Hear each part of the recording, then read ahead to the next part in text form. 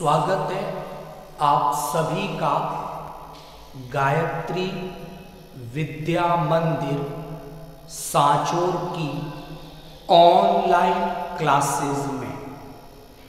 हम लोग बात कर रहे थे 12th बायोलॉजी के चैप्टर नंबर 22 की। और ये जो चैप्टर है ये मानव में पाचन तंत्र का एक टॉपिक है। और पिछले कुछ लेक्चर में हम लोगों ने बात की थी आहार नाल की संरचना के बारे में, और फिर हमने स्टार्ट किया था डाइजेशन की फिजियोलॉजी, पाचन की कार्य की। और उसमें हम लोगों ने बात की थी बकल कैविटी में डाइजेशन की, स्टमक में डाइजेशन की। और उसी सीरीज में आज हम लोग बात करेंगे इंटेस्टाइन में डाइजेशन की, आंत में पाचन के बारे में डिस्कस करेंगे। तो आज हम बात करेंगे इंटेस्टाइन में डाइजेशन की, आंत में पाचन की कार्य की के बारे में।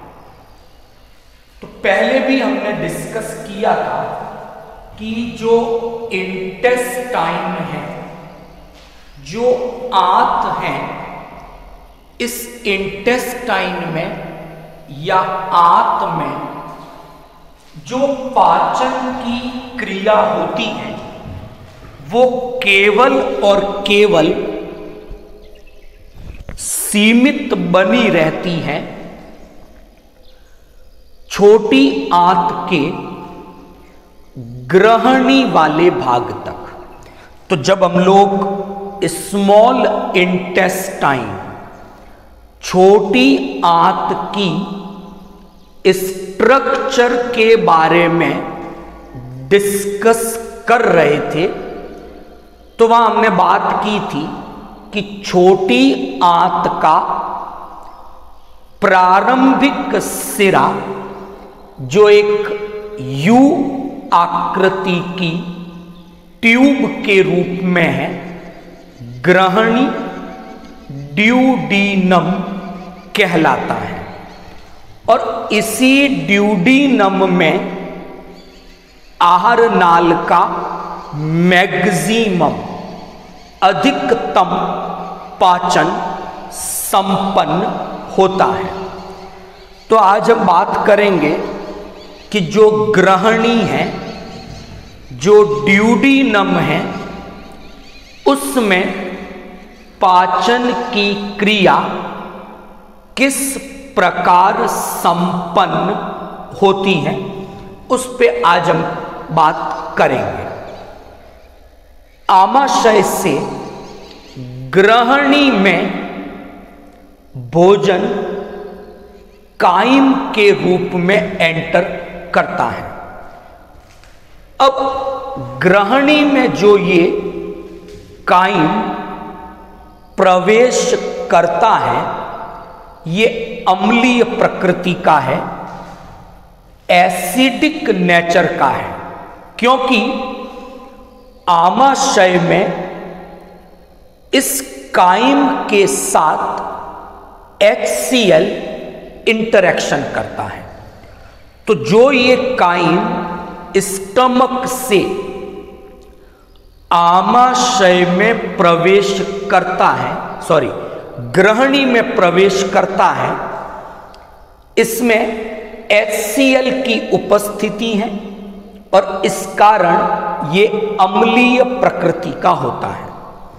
तो पहला काम क्या होना चाहिए कि ग्रहणी में जो पाचन की क्रिया होती है वो क्रिया क्षारीय माध्यम में होती है। एल्कालाइन नेचर में, क्षारीय पीएच के अंदर 7 से 8 पीएच हैं, उसमें पाचन की क्रिया होती है। तो पहला काम कि जो अम्लीय प्रकृति का काइम ग्रहणी में आता है, सबसे पहले उसमें जो अम्ल है उसे न्यूट्रलाइज किया जाए, उसे उदासीन किया जाए। पहला काम तो ये होगा। तो एक चीज क्लियर हुई कि एक तो ग्रहणी में सर्वाधिक पाचन की क्रिया होगी, दूसरा ग्रहणी में जो भी पाचन होगा वो पाचन क्षारीय माध्यम में होगा, अल्कालाइन मीडियम में होगा। दो चीजें क्लियर। नंबर 3, इससे पहले हमने बात की कि जब बकल कैविटी में डाइजेशन हुआ था तो हमने ऐसा लिखा था वहां और समझा था कि बकल कैविटी में पाचन की जो क्रिया हुई कार्बोहाइड्रेट की हुई और केवल उसका आंशिक पाचन हुआ, उसका पूर्ण पाचन, कंप्लीट डाइजेशन वहां पर नहीं हुआ था। इसी प्रकार जब स्टमक में, आमाशय में पाचन हुआ तो वहां पर भी पाचन आंशिक हुआ, प्रोटीन का केवल। लेकिन जब हम ग्रहणी की बात करते हैं तो यहां ऐसी अरेंजमेंट, ऐसी व्यवस्था है कि प्रोटीन का पाचन भी होगा, वसा का पाचन भी होगा, कार्बोहाइड्रेट का पाचन भी होगा और वो भी कंप्लीट, पूर्ण डाइजेशन यहां पर होगा। तो तीसरी महत्वपूर्ण बात, ग्रहणी के पाचन से संबंधित यहां पर कार्बोहाइड्रेट, प्रोटीन और वसा सभी के पाचन की व्यवस्था है और यहां पर इन सभी का पूर्ण पाचन संपन्न हो जाता है। Is that clear? 3 चीजें क्लियर हुई। अब ग्रहणी में 3 प्रकार के जूसेस आते हैं, पाचक रस आते हैं। ये काइम के साथ इंटरएक्शंस करते हैं और पाचन की क्रिया होती है। तो ऐसे कौन से जूसेस हैं, पहले उनकी बात करेंगे। बाइल जूस, पित्तरस, यकृत की हिपेटोसाइट्स कोशिकाएं, इनके द्वारा पित्त रस का, बाइल जूस का निर्माण किया जाता है और ये बाइल जूस जाकर स्टोर हो जाता है गॉल ब्लैडर में, पित्ताशय में, और फिर आवश्यकता अनुसार इसे ग्रहणी में भेजा जाता है। तो एक तो ये बाइल जूस, पित्त रस इंटरएक्शन करेगा काइम के साथ। दूसरा जो जूस है वो है पैनक्रिएटिक जूस, अग्नाशय रस। जो पैनक्रियाज है, अग्नाशय है, उसकी एसिनस कोशिकाएं पैनक्रिएटिक जूस का सीक्रीशन करती हैं।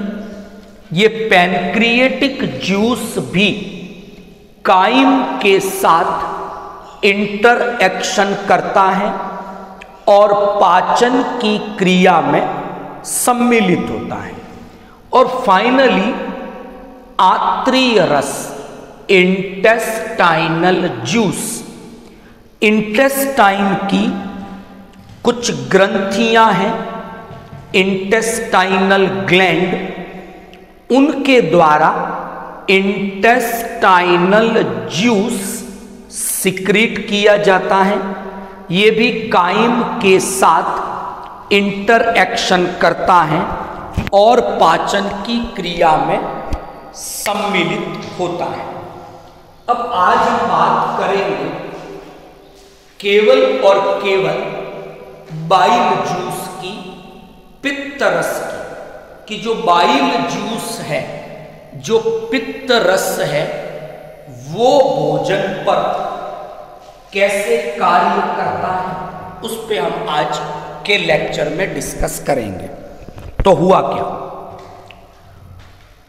अम्लीय काइम आमाशय से ग्रहणी में एंटर हुआ और उस काइम के साथ HCl हाइड्रोक्लोरिक अम्ल प्रेजेंट है उसमें।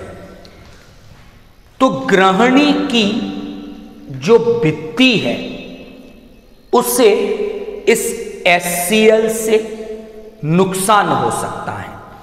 तो पहला काम यह होना चाहिए कि ग्रहणी की भित्ति को HCl के हानिकारक प्रभाव से बचाया जाए। तो क्या है, ग्रहणी में जो सब म्यूकोसा है, अधः श्लेष्मा है, हमने पहले भी बात की थी, ग्रहणी की अधः श्लेष्मा स्तर में ब्रूनर्स ग्रंथियां उपस्थित हैं जो म्यूकस का, श्लेष्मा का स्त्रावण करती है। और ये म्यूकस, ये श्लेष्मा काइम में उपस्थित HCl के हानिकारक प्रभाव से ग्रहणी की भित्ति को सुरक्षा प्रदान करती है। पहला काम हो गया। नंबर 2, जो काइम आया वो अम्लीय है, उसका pH 2 के आसपास है, जबकि ड्यूडीनम में, ग्रहणी में जो पाचन आगे होगा वो एल्कालाइन क्षारीय माध्यम में होगा, उसका pH 7 से 8 के बीच में होना चाहिए। तो तुरंत जैसे ही काइम की एंट्री ड्यूडीनम में हुई, एक हार्मोन इंटेस्टाइन की सेल रिलीज करती है जिसका नाम है CSK, कोलिसिस्टोकाइनिन। ये हार्मोन जो गॉल ब्लैडर है, पित्ताशय है, उसको कॉन्ट्रैक्ट करता है, संकुचित करता है। और जब गॉल ब्लैडर, पित्ताशय संकुचित होगा तो उसमें जो बाइल जूस भरा हुआ है, पित्त रस भरा हुआ है, वो वहां से रिलीज होगा, ग्रहणी में प्रवेश करेगा। तो ग्रहणी में बाइल जूस की एंट्री हुई, बाइल जूस ने काइम के साथ इंटरएक्शन किया। अब बाइल जूस में क्या क्या है, अगर हम बाइल जूस के कंपोजिशन की बात करें तो पानी है उसमें सबसे ज्यादा। 2 प्रमुख लवण सॉल्ट इसमें प्रेजेंट होते हैं, इन्हें हम पित्त लवण, बाइल सॉल्ट के नाम से जाना जाता है। सोडियम ग्लाइकोलेट, सोडियम टार्कोलेट, इसके अलावा बाइकार्बोनेट। तो बाइल जूस का जो सबसे इंपॉर्टेंट कंपोनेंट है, घटक है, वो है बाइल सॉल्ट, पित्त लवण। और ये पित्त लवण क्या करेंगे, काइम की अम्लीय प्रकृति को उदासीन करेंगे, उसे क्षारीय माध्यम प्रदान करेंगे। तो ग्रहणी में जो पाचन होना है क्षारीय माध्यम में, वो क्षारीय माध्यम इन पित्त लवणों के द्वारा प्रदान किया जाता है। और क्या इस बाइल जूस में लेसिथिन उपस्थित है? ये पित्त लवण, ये लेसिथिन वसा के पाचन में एक क्रिया आती है, इमल्सिफिकेशन, पायसीकरण, उसमें अपनी महत्वपूर्ण भूमिका निभाते हैं। क्या होता है पायसीकरण में? कि लेसिथिन का एक सिरा पोलर ध्रुवीय है, दूसरा सिरा नॉन पोलर अध्रुवीय है। तो ये पित्त लवण लेसिथिन वसा की बूंदों के साथ जुड़ जाते हैं। इनका एक सिरा वसा अम्लों से जुड़ जाता है, इनका एक सिरा जल से जुड़ जाता है। और ऐसा होने से क्या होगा कि वसा की छोटी छोटी बूंदें मिलकर वसा की बड़ी बूंद का निर्माण नहीं कर पाती। इसी को इमल्सिफिकेशन, पायसीकरण कहते हैं। और इस प्रकार ये पित्त लवण लेसिथिन वसा के पायसीकरण की क्रिया द्वारा वसा के पाचन में अपनी महत्वपूर्ण भूमिका निभाते हैं। इसके अलावा बाइल जूस में 2 बाइल पिगमेंट हैं, पित्त वर्णक भी उपस्थित होते हैं, जो एक्चुअल में हीमोग्लोबिन आरबीसी में प्रेजेंट एक पिगमेंट है, उसके विघटन से ये 2 पित्त वर्णक बनते हैं। यहां तक ठीक? तो ये हमने बात की बाइल जूस की। बाइल जूस से रिलेटेड एक इंपॉर्टेंट बात यह है कि जो बाइल जूस है, उस बाइल जूस में कोई डाइजेस्टिव एंजाइम नहीं है। ना कार्बोहाइड्रेट के पाचन के लिए कोई एंजाइम है, ना वसा के पाचन के लिए कोई एंजाइम है, और ना ही प्रोटीन के पाचन के लिए कोई एंजाइम है। यानी बाइल जूस में कोई पाचक एंजाइम मौजूड नहीं है, फिर भी इसका एक महत्वपूर्ण रोल इंटेस्टाइन में, ड्यूडिनम में पाचन की क्रिया में होता है। ये क्या करता है? 3-4 महत्वपूर्ण काम है इसके। एक तो ये आमाशय से जो काइम एंटर हुआ ग्रहणी में, उसकी अम्लीय प्रकृति को उदासीन करता है। दूसरा, ग्रहणी में जो पाचन होगा क्षारीय माध्यम में, एल्कालाइन नेचर में होगा, उसे वो क्षारीय माध्यम बाइल जूस प्रदान करता है। इसका खुद का पीएच 7 से 8 के बीच में होता है। तीसरी बात, पायसीकरण करता है वसा का, उसके पाचन में महत्वपूर्ण भूमिका इसके द्वारा निभाई जाती है। चौथा, ये मिसेल बनाता है, और जब मिसेल बनते हैं तो वसा का प्रभावी अवशोषण संभव हो पाता है। तो ये कुछ महत्वपूर्ण कार्य थे बाइल जूस के पाचन में, अवशोषण में। तो बाइल जूस के बारे में ये जानकारियां हमने डिस्कस की। इसके बाद काइम इंटरएक्शन करता है अग्नाशय रस के साथ, पैनक्रिएटिक जूस के साथ। उसमें एंजाइम है प्रोटीन के पाचन के लिए, वसा के पाचन के लिए।